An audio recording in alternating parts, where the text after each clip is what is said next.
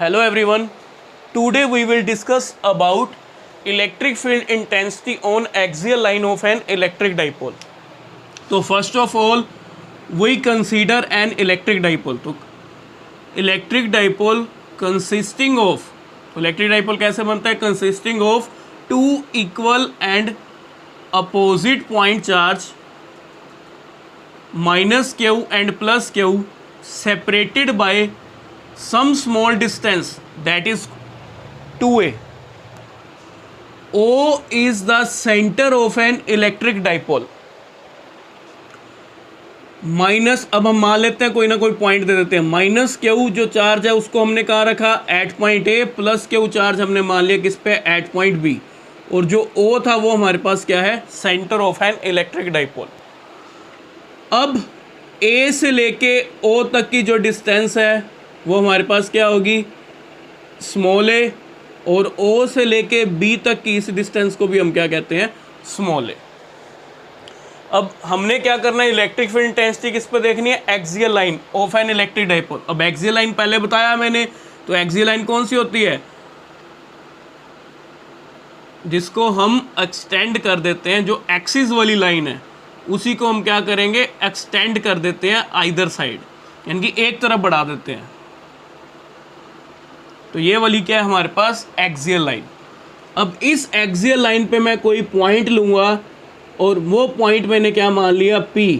अब इस P पे हमने क्या देखना है? Electric field intensity. Electric field intensity. अब देखो कैसे फाइंड आउट करेंगे. तो we have to calculate electric field intensity at point P on the axial line of an electric dipole. On the axial line of an electric dipole where OP, जो OP distance वो हम क्या late कर लेते हैं? वो हमने मान लिया इक्वल टू R. यानी कि जो डिस्टेंस किसका है? ये वाला डिस्टेंस जिस पॉइंट पे हम इलेक्ट्रिक फील्ड इंटेंसिटी को फाइंड आउट कर रहे हैं, उस पॉइंट का डिस्टेंस कहाँ से? Centre of the electric dipole से. उस डिस्टेंस को हम किससे रिप्रेजेंट कर रहे हैं? स्मॉल आर से. किससे रिप्रेजेंट किया? Small are.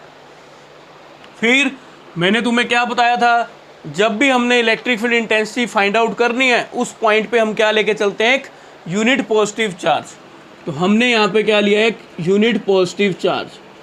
ये रहा हमारे पास यूनिट पॉजिटिव चार्ज, जिसको हम किससे दिखा रहे हैं? +1 कूलम. अब देखो उसके बाद फिर हम क्या करेंगे? इस पॉइंट P पे माइनस क्यू चार्ज पहले किसके देखेंगे? माइनस क्यू चार्ज के द्वारा इलेक्ट्रिक फील्ड इंटेंसिटी देखेंगे, तो हम प्लस क्यू को भूल जाएंगे. जब प्लस क्यू चार्ज के द्वारा इस पॉइंट P पे इलेक्ट्रिक फील्ड इंटेंसिटी देखेंगे तो माइनस क्यू को हम भूल जाएंगे. ये चीज़ याद रख लो, क्योंकि हमने ये चीज़ पहले पढ़ी हुई है. अगर तुम्हें याद हो, मैंने electric field intensity due two point charge करवाया था. तो उसमें हम क्या कहते थे? एक पॉइंट चार्ज लेके चलते थे क्यू, और उसको हम कहाँ रखते थे? At point O. और इस P पॉइंट पे हम क्या देखते थे? Electric field intensity due two point charge. और यहाँ से वो जो सेपरेशन थी वो हम क्या लेके चलते थे? Small r. तो इस कंडीशन में जो इलेक्ट्रिक फील्ड इंटेंसिटी आई थी, वो उसकी जो डायरेक्शन थी वो इस तरफ थी हमारे पास, जो E आया था. और वो उसकी वैल्यू क्या थी हमारे पास? 1/4πε0 क्यू डिवाइड में R². अब इसी टॉपिक की हेल्प से हम ये चीज़ फाइंड आउट करेंगे. तो देखो अब हमारे पास पहले क्या लिखेंगे? If E1 is electric field intensity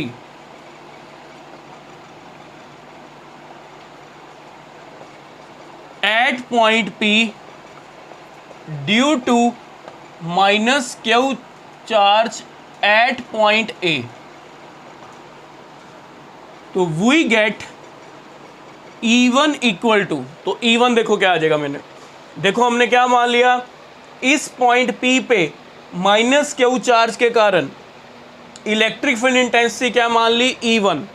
अब वो E1 की वैल्यू क्या होएगी? अब इस चीज़ को समझना इसी कॉन्सेप्ट से.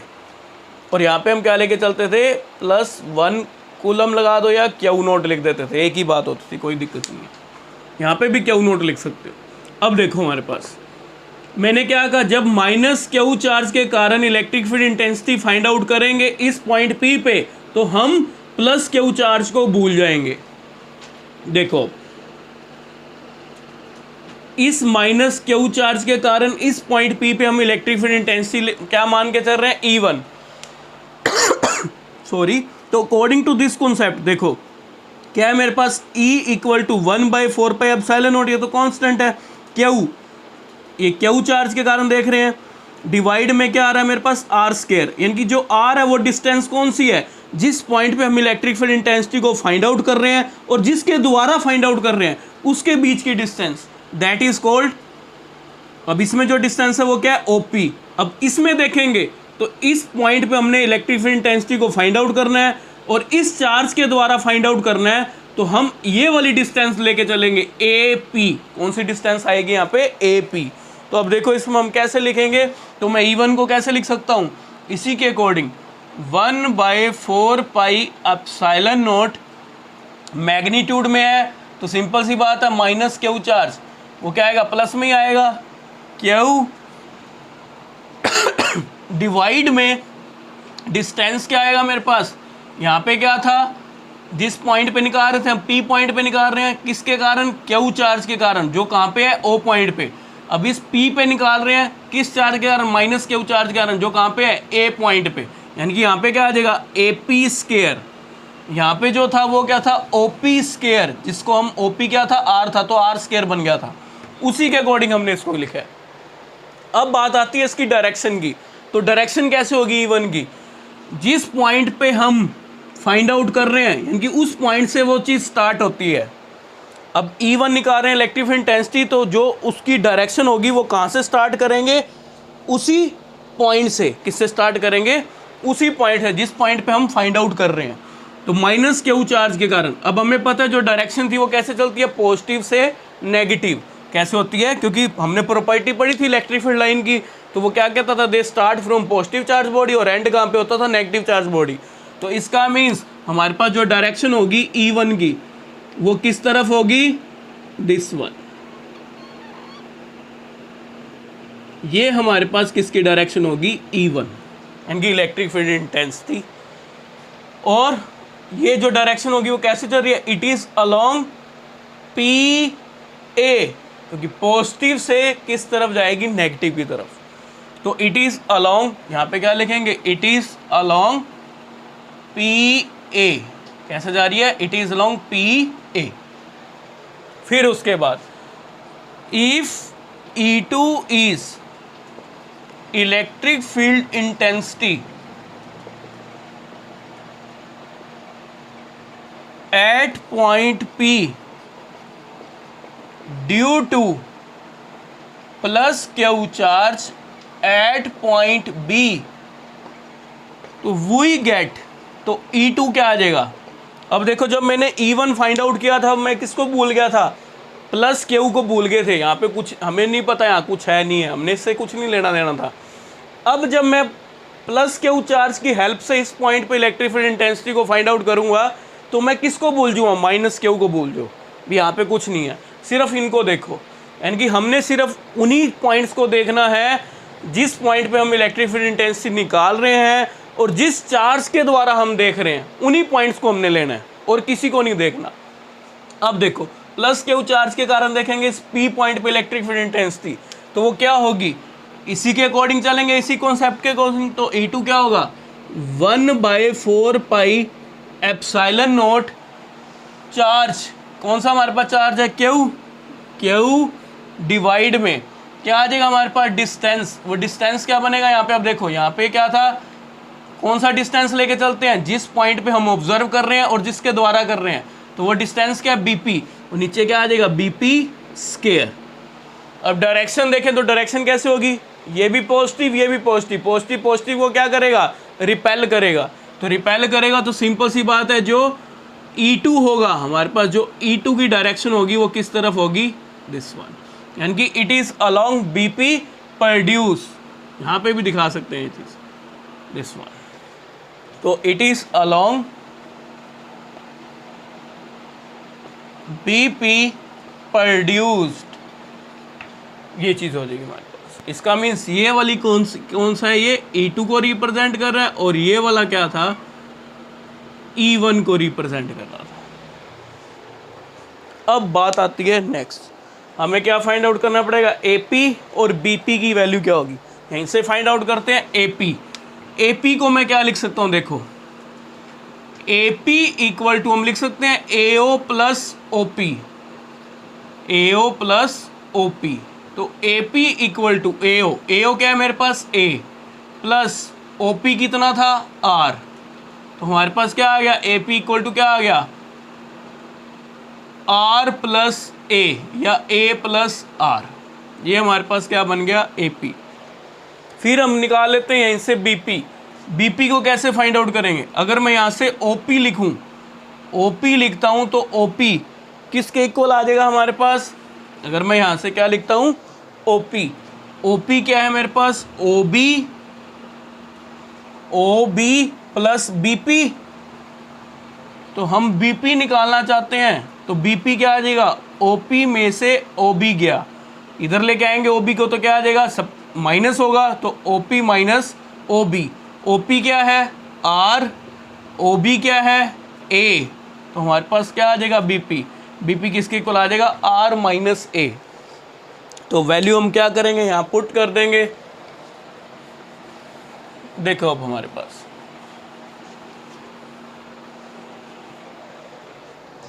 E1 क्या बन जाएगा हमारे पास, E1 equal to 1/4πε0 Q divide में AP क्या है हमारे पास R प्लस A, तो R प्लस A स्केयर है तो क्या आ जाएगा R प्लस A का होल स्केयर। फिर ऐसी हमारे पास E2 क्या आ जाएगा, E2 equal to 1/4πε0 Q divide में BP क्या है हमारे पास R माइनस A, तो R माइनस A का होल स्केयर, क्योंकि यहाँ पे BP स्केयर है। अब E1 E2 आ गया हमारे पास। अब E1 E2 को देखो हमारे पास कैसे वेक्टर हो रहे हैं हमारे पास, जो एक ही लाइन पे एक्ट कर रहे हैं। जब एक लाइन पे दो वेक्टर्स एक्ट करते हैं तो उनको हम क्या बोलते हैं, कोलिनियर वेक्टर्स। क्या बोला जाता है, कोलिनियर वेक्टर। तो E1 E2 हमारे पास क्या है, are the collinear vector acting in opposite direction. अब डायरेक्शन जरूर देखनी है।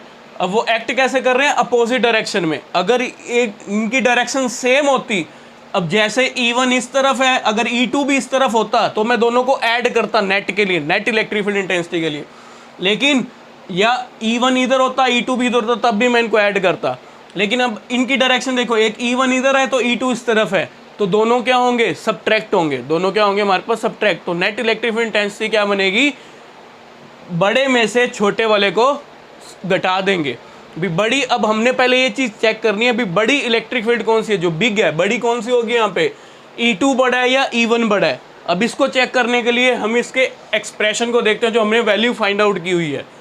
देखो अब इसमें E1 इक्वल टू 1/4πε0 Q, यहाँ पे E2 1/4πε0 Q। इसका मीन्स ये तो सेम है सारा कुछ। अब इस डिस्टेंस से हमें पता चलेगा भी कौन सा बड़ा है। अब यहाँ पे क्या R प्लस A का होल स्क्वायर है, यहाँ पे R माइनस A का होल स्क्वायर है। अब इसमें R में कुछ डिस्टेंस ऐड हो रहा है, तो इसका मीन्स ये डिस्टेंस बड़ी होगी, और ये डिस्टेंस, इसमें R में से कुछ डिस्टेंस कम हो रहा है, A कम हो रहा है, इसका मीन्स ये डिस्टेंस कम होगी। अब जो ये E1 है वो इन्वर्सली प्रोपोर्शनल है डिस्टेंस का स्क्वायर। तो अगर ये स्क्वायर, ये एक तो ऐड हो रहा है और ऊपर से स्क्वायर है, ये डिस्टेंस बड़ी है, तो इसका मीन्स ये इलेक्ट्रिक फील्ड इंटेंसिटी क्या होगी, स्मॉल होगी। अब यहाँ पे ये डिस्टेंस छोटी है, तो ये जो इलेक्ट्रिक फील्ड इंटेंसिटी होगी ये क्या होगी, लार्ज होगी। ध्यान रखना। तो E2 क्या होगा, बड़ा होगा किससे, E1 से, क्योंकि ये इन्वर्सली प्रोपोर्शनल है। अगर ये कम होगा तो ये ज़्यादा होगी। यहाँ पे क्या है, ये ज़्यादा है तो ये क्या होगा, कम। अब यहाँ पे ये क्या है, ये कम है डिस्टेंस, तो ये क्या होगा, ज़्यादा। तो हमें पता चला भी कौन सा ज़्यादा होगा, E2 बड़ा है किससे, E1 से। तो हम क्या लिखेंगे यहाँ पे, E1 and E2 are collinear vectors acting in opposite direction, और इनका जो मैग्नीट्यूड है, और E2 जो है मेरे पास वो ग्रेटर देन किससे है, E1, that is E2 greater than E1।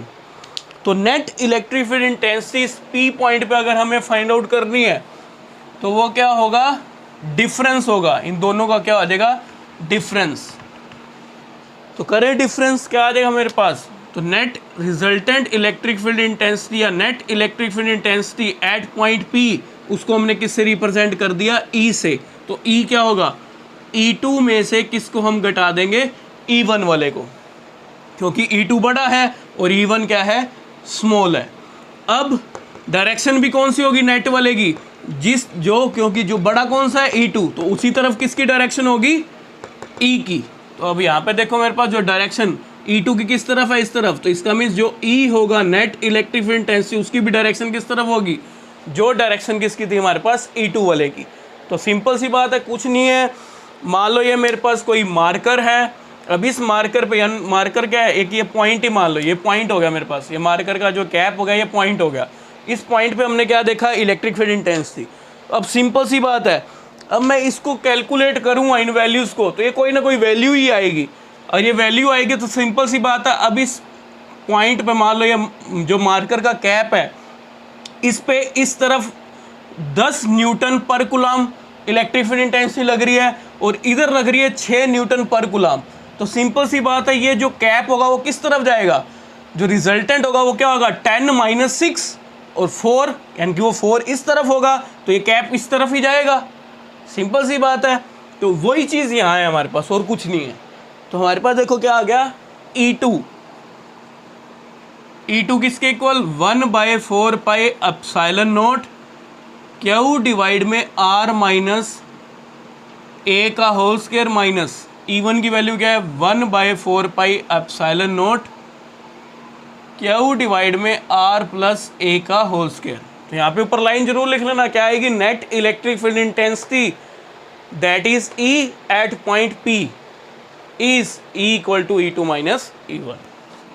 तो E इक्वल टू क्या आ जाएगा हमारे पास, कॉमन क्या आ गया, Q डिवाइड में 4 पाई एप्सिलॉन नॉट, अंदर क्या रह जाएगा, 1 डिवाइड में R माइनस A का होल स्क्वायर माइनस 1 डिवाइड में R प्लस A का होल स्क्वायर। तो E equal to Q divide में 4 पाई एप्सिलॉन नॉट, नीचे एलसीएम क्या बनेगा मेरे पास, इसको ये भी नीचे आ जाएगा R माइनस A का होल स्क्वायर और इधर क्या आ जाएगा, R प्लस A का होल स्क्वायर। अब R माइनस A का होल स्क्वायर, इधर ये इसको कैंसिल आउट कर देगा, यहाँ पे क्या रह जाएगा हमारे पास, R प्लस A का होल स्क्वायर, 1 की मल्टीप्लाई इससे होगी तो R प्लस A का whole square minus R plus A का होल स्क्वायर, ये कॉमन हो गया, इनके कैंसिल आउट हो गए, तो हमारे पास क्या रह गया, 1 की मल्टीप्लाई किससे होगी, R माइनस A का होल स्क्वायर, क्योंकि ये बच गया था हमारे पास। सिंपल एलसीएम जैसे हम लेके चलते हैं मैथमेटिक्स में, वैसे ही करना सेम। फिर नेक्स्ट स्टेप देखो हमारे पास क्या बन गया, E equal to Q divide में 4 पाई एप्सिलॉन नॉट। अब R प्लस A का होल स्क्वायर अगर हम खोले, क्या आ जाएगा, R square plus A square plus 2RA। Simple mathematics का रूल लगना है, A प्लस B का होल स्क्वायर, तो A square plus B square plus 2AB, वही फॉर्मूला लगाया, माइनस अब R माइनस A का होल स्क्वायर, पहले ब्रैकेट में ही रखो इसको, R माइनस A का होल स्क्वायर लगाते हैं, क्या आ जाएगा, R square plus A square minus 2RA, ये आ जाएगा। ये भी simple mathematics rule, A minus B का होल स्क्वायर। अब यहाँ देखो, एक यहाँ पे क्या है, R माइनस A और अंदर क्या, इधर क्या है, R प्लस A, यानी कि A minus B, A plus B, तो क्या फॉर्मूला होता है, A square minus B square. तो यहाँ पे क्या बन जाएगा, R square minus A square. अब ऊपर क्या है, होल स्क्वायर वैसे का वैसी, इनकी स्केयरिंग है तो स्केयरिंग लगा दी हमने। तो E इक्वल टू क्या आ गया, Q डिवाइड में 4 pi epsilon naught R square plus A square plus 2RA, बार minus sign change, minus R square minus A square plus 2RA, divide में क्या है हमारे पास, R square minus A square का होल स्क्वायर, वैसे का वैसी। अब R स्क्वायर से R square cancel out, A square से A स्क्वायर कैंसिल आउट, क्या रह गया हमारे पास,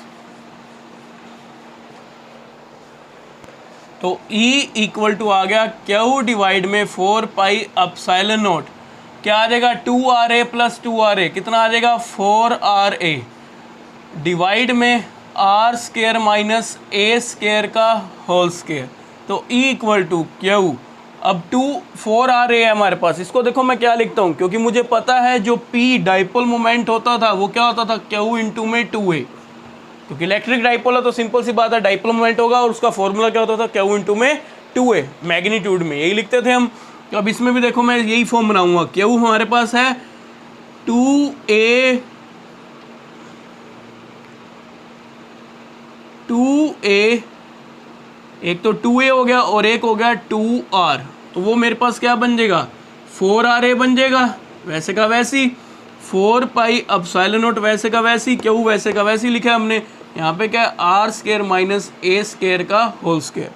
अब देखो क्यू इंटू में 2A, ये क्यों लिखा है समझ गए ना, क्योंकि हमने इसको P बनाना है, तो E इक्वल टू कितना आ जाएगा, क्यू इंटू में 2A क्या है P क्या था डाइपोल मोमेंट लिख सकते हैं P, इंटू में क्या आ गया 2R डिवाइड में 4 पाई एप्सिलॉन नॉट, नीचे क्या आ गया R square minus A square का होल स्क्वायर। अब इसमें कंडीशन लगाते हैं हम, इफ़ डाइपोल इज शॉर्ट, क्या कंडीशन लगा रहे हैं, इफ़ डाइपोल इज शॉर्ट, इसका मीन्स क्या है, जो आर डिस्टेंस है वो वेरी वेरी लार्ज है एज कंपेयर टू 2A, यानी कि ये जो आर डिस्टेंस होगी ये बहुत ज़्यादा है जब इसको किससे कंपेयर कर रहे हैं 2A से। अगर ये ज़्यादा है तो सिंपल सी बात है, जो A, अब मान लो ये पहले ही स्मॉल है A, 2A पहले ही स्मॉल है, अगर A का अगर स्क्वायर होगा तो वो वेरी वेरी स्मॉल होगा, क्योंकि 2A है इक्वल टू वो पहली कम है, A निकालेंगे तो वो उससे भी कम आएगा, उसका स्क्वायर करेंगे वो उससे भी कम हो जाएगा। इसका मीन्स मैं A स्क्वायर को निगलेक्ट कर सकता हूँ, तो A स्क्वायर को अगर मैं निगलेक्ट करूँगा तो E जो आ गया वो मेरे पास कितना रह जाएगा 2PR डिवाइड में 4 पाई एप्सिलॉन नॉट। ध्यान रखना A को निगलेक्ट नहीं करना हमने, किसको निगलेक्ट करना है, इसके स्क्वायर को, क्योंकि पहले ही A की वैल्यू 0 पॉइंट समथिंग कुछ बनेगी, 0.00 ऐसे वैल्यू आएगी, अब उसका स्क्वायर करेंगे वो उससे भी कम आएगा, तो हम उसको क्या कर सकते हैं नेगलेक्ट कर सकते हैं, तो न्यूमेरिकल पर्पस में करेंगे तो वही चीज़ आएगी। अब A स्क्वायर को हम ख़त्म कर दें तो हमारे पास क्या रह जाएगा 4 पाई एप्सिलॉन नॉट, यहाँ पे नेगलेक्ट कर दिया, इसका मीन्स ये 0 हो गया यहाँ पे, तो आर स्क्वायर माइनस 0, सिंपल सी बात है आर स्क्वायर का स्क्वायर करेंगे क्या आ जाएगा r की पावर 4, एक r से एक r हम कैंसिल कर देंगे, तो हमारे पास E कितना आ जाएगा 2P डिवाइड में 4 pi epsilon naught r cube, नीचे क्या रह जाएगा r क्यूब। तो इससे हमें क्या पता चला, इससे हमें ये चीज़ समझ आई, जो E होगा वो इन्वर्सली प्रोपोर्शनल किसके आ रहा है r क्यूब, क्या आएगा हमारे पास E जो आएगा वो इन्वर्सली प्रोपोर्शनल क्या आया r क्यूब। तो ये चीज़ ध्यान रखना, जब पॉइंट चार्ज की हेल्प से सिर्फ पॉइंट चार्ज वाला कॉन्सेप्ट था तो उसमें E इन्वर्सली प्रोपोर्शनल था आर स्क्वायर, लेकिन जब डाइपोल के रिस्पेक्ट में, इलेक्ट्रिक डाइपोल के रिस्पेक्ट में हमने किसी पॉइंट पे इलेक्ट्रिक फील्ड इंटेंसिटी को देखा, तब हमने क्या देखा, जो E है वो इन्वर्सली प्रोपोर्शनल क्या आ रहा है क्यूब r क्यूब, यानी कि क्यूब आ रहा है, स्क्वायर नहीं आ रहा है, वो क्यूब आ रहा है। ध्यान रखना 1 मार्क्स में क्वेश्चन आ जाता है कई बार। तो I hope you will understand. Thank you, have a nice day.